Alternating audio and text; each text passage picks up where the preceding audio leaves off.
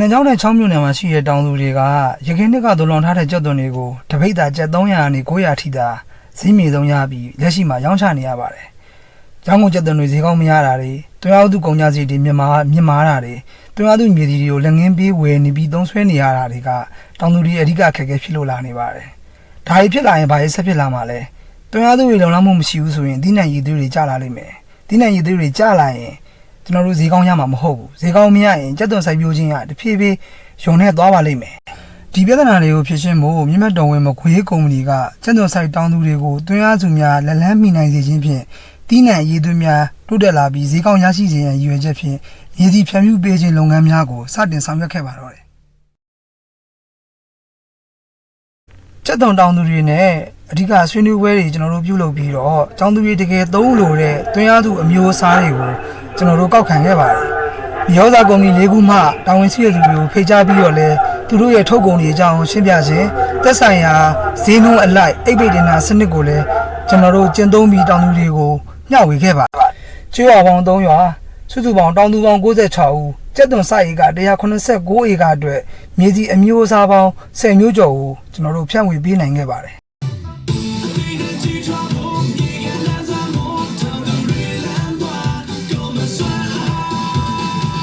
ကုမ္ပဏီတစ်ခုချင်းစီရပေးတယ်ကျွန်တော်တို့အိတ်ပိတ်တင်တာတွေကိုတောင်သူရှေ့မှာပဲဖွင့်ဖောက်ပြီးတော့ပွင့်လင်းမြင်သာသောဈေးနှုန်းကိုတောင်သူတွေသိအောင်ကျွန်တော်တို့ကြေညာပေးခဲ့ပါတယ်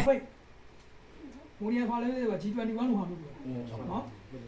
ပလဲဆာဖာဆိုတော့အဲ့ဒီဆာဖာပလဲဒီလိုပဲနော်မိုးရီယာဆာဖိတ်က6400ဖြစ်ပါတယ်ယနေ့25ရက်နေ့ဈေးဖြစ်ပါတယ်ကျက်သွန်တောင်လူတွေကိုမျောစာဖြန့်ဖြူးပေးနေတဲ့အခြေအနေဖြစ်ပါတယ်လောလောဆယ်တော့ကျွန်တော်တို့ဒီရွာတိကလေးကျေးရွာနဲ့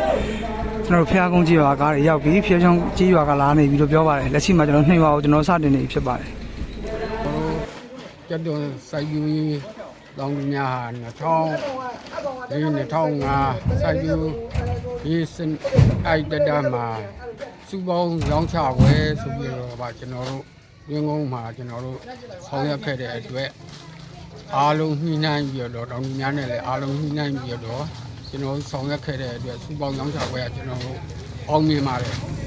အဲ့ဒီလိုအောင်မြင်ပြီးတဲ့နောက်ပိုင်းမှာကျွန်တော်တို့ဒီကုမ္ပဏီနဲ့တောင်သူတွေဟာဆက်ဆက်မိပြီးတော့မှတူးနဲ့တူးဒါမြစ်တာတက်ဝင်တဲ့သဘောအဲ့တော့ကုမ္ပဏီအနေနဲ့ကလည်းကျွန်တော်တို့တောင်သူတွေကိုမြေစီအတွက်အခက်အခဲမရှိစေရန်ကျွန်တော်တို့အခုလိုကုမ္ပဏီကနေမှဆောင်ရွက်မြေစီကိုဆောင်ရွက်ပေးပါတယ်ဒီလိုဆောင်ရွက်ခြင်းအပြင်ကျွန်တော်တို့တောင်သူတွေမှာဆိုလို့ရှိရင်ဒီနှစ်ဒီခါမှာကျွန်တော်တို့ဝေးကြီးတွေအားလုံးအခက်အခဲတွေရှိနေတယ်